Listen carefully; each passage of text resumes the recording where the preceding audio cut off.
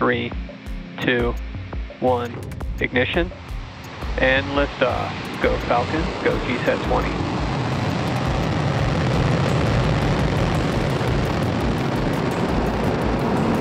नमस्कार, मैं हूं श्रुति और आप देख रहे हैं इम्पैक्ट लाइव। 18 नवंबर की रात जब हम लोग सो रहे थे, उस समय इसरो अंतरिक्ष में एक और कामयाबी के झंडे गाड़ रहा था। जी हां, इसरो और डीआरडीओ की कोशिशों से भारत महाशक्ति बनने की ओर तेजी से आगे बढ़ रहा है।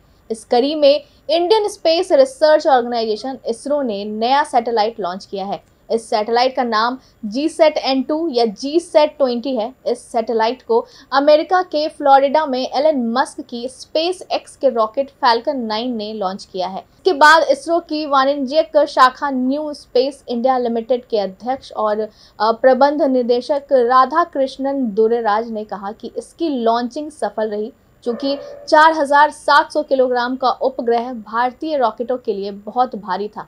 इसे विदेशी वाणिज्यिक प्रक्षेपण के लिए भेजा गया और स्पेस एक्स द्वारा लॉन्च किया गया। इस सैटेलाइट ने भारत को बड़ा फायदा होने की संभावना है। बता दें कि GSAT-N2 उपग्रह को दूर दराज के इलाकों तक डेटा और इंटरनेट सेवाएं प्रदान करने और पूरे भारतीय उपमहाद्वीप में इन फ्लाइट इंटरनेट कनेक्टिविटी को सक्षम बनाने के उद्देश्य से डिजाइन किया गया है। गौरतलब है कि अभी तक भारत में उतरने वाली अंतर्राष्ट्रीय उड़ानों को अपने इंटरनेट सेवाओं को बंद करना पड़ता था, क्योंकि भारत पहले इन फ्लाइट कनेक्टिविटी की अनुमति नहीं देता था। लेकिन अब सरकार ने नियम बदल दिए हैं। अब हवाई जहाज जब 3000 मीटर की ऊंचाई पर पहुंच जाएगा, तब यात्री अपने फ़ोन पर इंटरनेट चला सकेंगे। हालांकि यात्री इन सेवाओं का उपयोग तभी कर सकते हैं जब उड़ान के दौरान इलेक्ट्रॉनिक उपकरणों के उपयोग की अनुमति हो। वैसे यह सैटेलाइट न केवल हवाई यात्रा के दौरान इंटरनेट की सुविधा प्रदान करेगा, बल्कि भारत के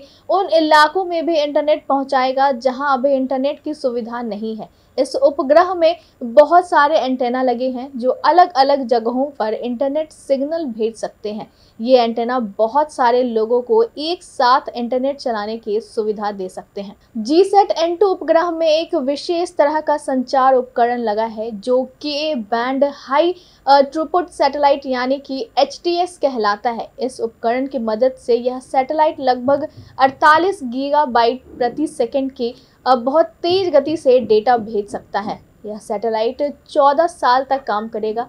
वो भारत के लिए बहुत महत्वपूर्ण उपग्रह है, क्योंकि ये पूरे भारत में तेज इंटरनेट सेवाएं देगा। इस सैटेलाइट में 32 बीम हैं, जिसमें से 8 बीम पूर्वोत्तर भारत के लिए हैं और बाकी 24 बीम पूरे भारत के लिए है। इस बीम की मदद से भारत के अलग अलग हिस्सों में तेज इंटरनेट पहुंचाया जाएगा। इस तरह भारत अंतरिक्ष में मजबूती से कदम रख रहा है। उम्मीद है कि जल्द ही भारत की भी गिनती महाशक्ति में होगी। ऐसे ही तमाम खबरों के लिए देखते रहिए इम्पैक्ट लाइव। शुक्रिया।